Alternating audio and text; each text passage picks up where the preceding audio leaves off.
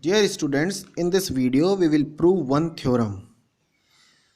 The statement says that a sequence an is bounded if and only if there exists a positive real number capital M such that magnitude of an is less than equals to M for all n belongs to capital N.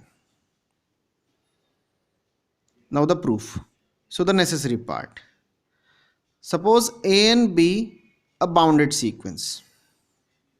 Then obviously there exist two real numbers, small k and capital K, such that each term of an sequence laying in between small k and capital K for all n belongs to n by the definition. Now here this small k and capital K may be positive or negative or maybe zero because both are real numbers. So graphically you may understood this situation as this. Suppose this is the real line and these are the terms of the sequence. Somewhere suppose here is we have a 0 because we are taking the general case. So some of the term may be negative of the sequence, some of the terms of the sequence may be positive, or maybe all are negative, maybe all are positive, and so on. So suppose this is k, this is the capital K. So this is negative value, this is positive value. So obviously all the terms of the sequence is laying in between small k and capital K. Now if you choose capital M, this number, as the maximum of magnitude of capital K and small k, whichever be the maximum one. For example, in this figure if you will see, then what is our M? M is obviously capital K because this is the largest distance from the origin. This is less distance. The distance is less in comparison to this distance. That's why you're in this case M is capital K, and which is only a positive number, so that's why K. But it may be possible that your all the terms of the sequence is laying in between negative terms. So here is somewhere 0, small is K. So in that case this is the maximum K and small k. So in this case M will be small k. Similarly, if all the terms of the sequence are positive, here is 0, then this will be the small k and this will be the capital K. Then M will be maximum K. So here we are taking the general case. So in that case M will be the maximum of this and this. We are considering all the situations. So obviously magnitude of K is less than equals to M because this is the largest value. M is the largest one.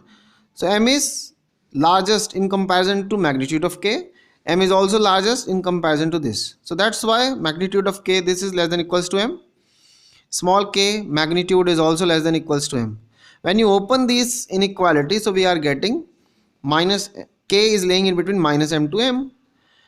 Here if you are opening this one, then again you are getting minus M, capital K is laying in between minus M and M.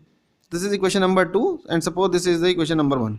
If you combine these two, then from this situation and this situation, so from first we are considering this situation, so minus M is less than equals to small k, that means this part.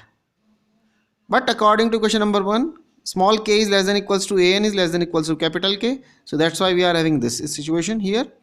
But again from equation number 2, capital K is less than equals to M, so k is less than equals to, so we are getting this equation, and this is valid for all n because all the terms of the sequence, is laying in between this M and. So if for example in first case, what is your M? M is the largest value, this is your M. So if you taking, since all the term of the sequence is laying in between this and this, this is your minus M, this is the capital M. In the second case, for example here, if you take the neighborhood around 0, so this will be the minus M to capital M. So all the terms of the sequence is laying in this neighborhood. Similarly in this situation, this will be the minus m to m. So all the term of the sequence is laying in this neighborhood from minus m to m. So this situation is written here. And that's why magnitude of an will be less than equals to m, which is the required condition. So this is the necessary part. Now we will continue for the sufficient part. Here you can say that suppose m be the positive real number such that magnitude of an is less than equal to m. Second condition is satisfied. Now open this. So here this. So you can see that all the terms of the sequence is laying between minus and m, and that's why sequence is bounded. So this is the proof of this theorem. Now next important definition is least upper bound and greatest lower bound of a sequence. Least upper bound is denoted by LUB and the greatest lower bound is denoted by GLB. This is this of a regarding of a sequence. Now first, least upper bound of a sequence. So if a sequence an is bounded above, then there exists a real number k1 such that this inequality holds. And we have already studied this definition in the previous lecture where we have discussed about the bounded above set. So this is the bounded above set and k1 is called an upper bound of the sequence. So if k2 is any other real number which is greater than this k1, then obviously k2 is also an upper bound of this. So this implies k2 is also an upper bound of the sequence. In fact, any real number which is greater than k1, this number, is an upper bound of the sequence. Among all these largest elements which are greater than k1, if you pick up the smallest one which satisfies this property, is known as the least upper bound of the sequence. Least upper bound of the sequence, or in short this is called as supremum also. Least upper bound of the sequence. So if a sequence is bounded above, then it has infinitely many upper bounds, and among all the upper bounds of the sequence, if k is the least, then k is called the least upper bound, LUB, of the sequence. Graphically you can see here we have a sequence. All these are the terms of the sequence and this is the number k1. So any real number which is greater than this k1 is also an upper bound. So these are the upper bound, and in fact you can see that all these are the upper bounds of the sequence. So all these are the upper bounds, and among these all these you can pick the smallest one. So this is the smallest one which satisfies all these properties. That means an is less than equals to, suppose this number is k, this is less than, so this is valid for all n belongs to n, and this is called the least upper bound of the, in short, LUB of the sequence. Fine. So this is the least upper bound of the sequence. Now if k is the least upper bound, which is the smallest k, so this number satisfies these two important properties. Number one, it is an upper bound, obviously from the graph k is an upper bound of this sequence. So it is an upper bound of the sequence, and that's why an is less than equals to k for all n belongs to n. Second condition, given any epsilon, that means if you subtract some amount epsilon from this k, then immediately we get few elements which are in between this interval from k minus epsilon to k. That means k minus epsilon will not be even an upper bound of the sequence. That means if you subtract some amount from here, for example say epsilon amount, so this is, suppose this k minus epsilon, then immediately you get few elements in between this interval here, and that's why k minus epsilon will not be an upper bound, because we are having some elements in this interval. So there exists at least one positive integer m belongs to n such that am is greater than k minus m. M is the index. That means if, for example, here we are getting this element in this interval, and suppose this element is denoted by am. M is the index. So this am is and this am is greater than k minus epsilon. You can see am is greater than this number k minus epsilon. So this situation is written here. Similarly, we can define greatest lower bound of a sequence. If a sequence an is bounded below, then there exists a real number k1 such that k1 is less than equals to an for all n belongs to n. Now any number which is less than k1 is also a lower bound of the sequence.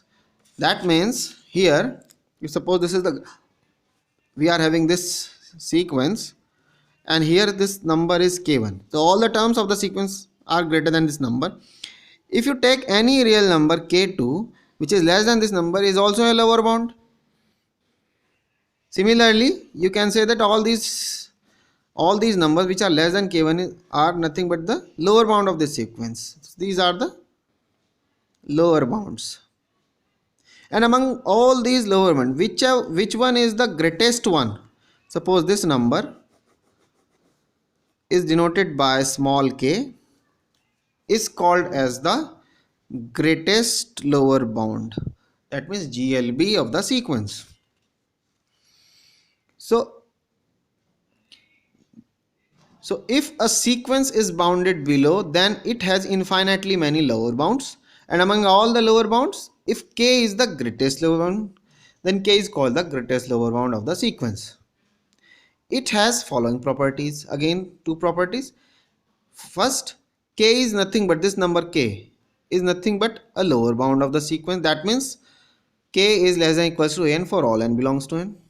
And if you add some amount epsilon is greater than 0, then immediately you get some elements in between these two, k plus epsilon to k.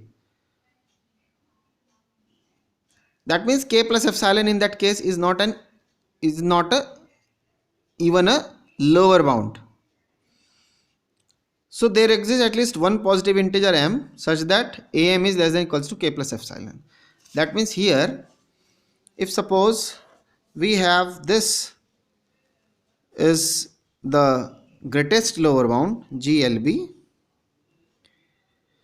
and these are the terms of the sequence. So if you add some amount here, so you will get some amount, for example here k plus epsilon, then immediately you get some terms here am corresponding to m which is in between these two. So am is less than k plus epsilon and greater than this. So this situation is written here. So these are the two important properties which is satisfied by this greatest lower bound. Thank you.